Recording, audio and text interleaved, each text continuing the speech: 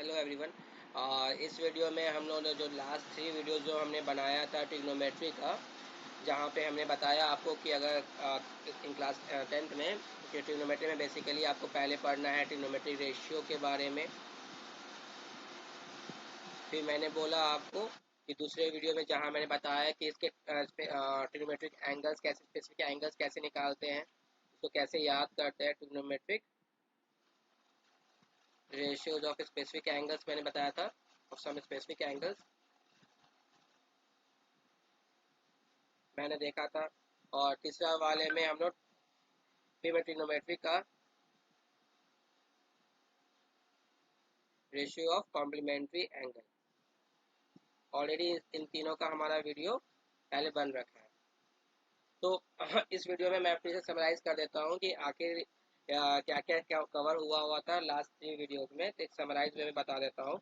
पहला ये कि ट्रिग्नोमेट्री में जो रेशियोज वगैरह यूज होते हैं, वो पहला होता है sine theta, cos theta, tan theta, जिसे मैंने आपको याद करने के लिए बताया था कि साइन थीटा जो होता है वो होता है perpendicular by hypotenuse, cos theta जो होता है वो होता है base by hypotenuse, tan theta होता है आपका परपेंडिकुलर बाय बेस।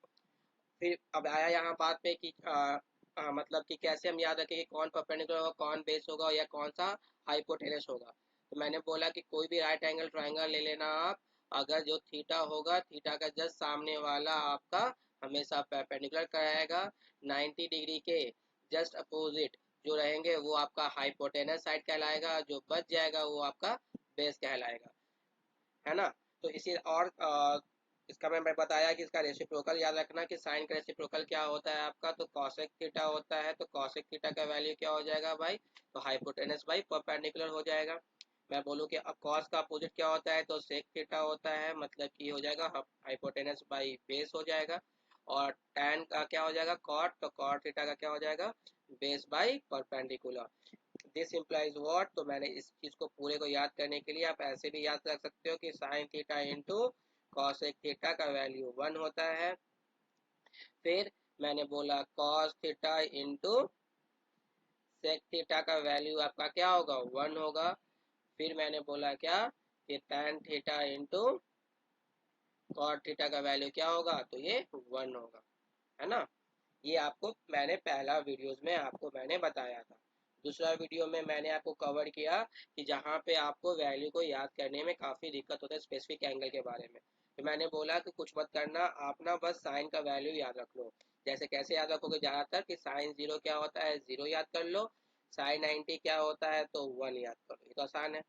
फिर एक याद कर लो ये कि साइन 45 क्या होता है आपका, तो 1/√2 होता है, ये तीसरा। फिर मैंने बोला क्या कि अब इसके बाद साइन 30 याद कर लो कि साइन 30 आपका आपका 1/2 हो जाएगा। और साइन 60 जो हो जाएगा वो आपका √3/2 हो जाएगा। तो ये ये याद कर लो आपकी sine 0 sine 91, sine 45 1/√2, sine 30 1/2 and sine 60 √3/2। अगर ये आप याद कर लेते हो, फिर आपको सारा ट्रिग्नोमेट्री एंगल याद हो जाते हैं।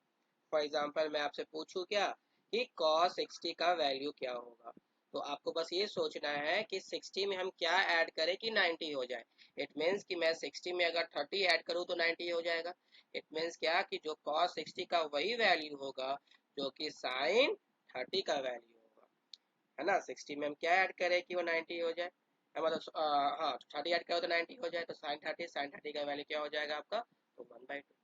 मैं पूछूं बताओ कि cos 30 का वैल्यू क्या हो जाएगा, तो आप बोलोगे कि हाँ भाई हम क्या ऐड करें 30 में कि 90 हो जाए, मतलब कि हमें 60 ऐड करना पड़ेगा। मतलब cos 30 का वही वैल्यू है जो sin 60 का वैल्यू होगा, मतलब कि ये √3/2 हो जाएगा, ऐसे तरह से। फिर मैंने बोला कि ये फिर याद करो, आप बहुत जल्दी फास्ट बना पाओगे आंसर को। फिर मैंने यहाँ बताया tan थीटा के बारे में कि tan 0 0 होता है, tan आपका 30 आपका 1/√3 होता है, tan 60 आपका क्या हो जाएगा, 45 याद रख लो कि आपका 1 होता है, tan 60 डिग्री आपका √3 हो जाएगा, और tan 90 आपका नॉट डिफाइंड होता है। इसे भी याद करने की जरूरत नहीं है। साइन कॉस टैन थीटा का एक फॉर्मूला होता है कि sine theta by cos theta, और कॉट थीटा का क्या फॉर्मूला होता है, तो जैसे इसका अपोजिट कर लो तो cos theta by sine theta. ये हमारे दूसरे वीडियो में लेक्चर में कवर किया था। और तीसरे लेक्चर में हमने कवर किया था कि कॉम्प्लीमेंट्री एंगल के बारे में, जहां मैंने बोला कि साइन कॉस आपस में इंटरचेंज हो जाएंगे, जैसे sine 90 minus theta cos theta कहलाएगा और कॉस 90 माइनस थीटा आपका साइन थीटा कहलाएगा। इसी तरह से सेम वे में आपका tan का कर लोगे आप कि tan 90 माइनस थीटा क्या कहलाएगा, तो cot थीटा कहलाएगा। और cot 90 माइनस थीटा क्या कहलाएगा, तो आपका tan थीटा कहलाएगा। इसी तरह से अगर हम बात करें कि sec 90 माइनस थीटा क्या कहलाएगा, तो वो आपका cosec थीटा कहलाएगा।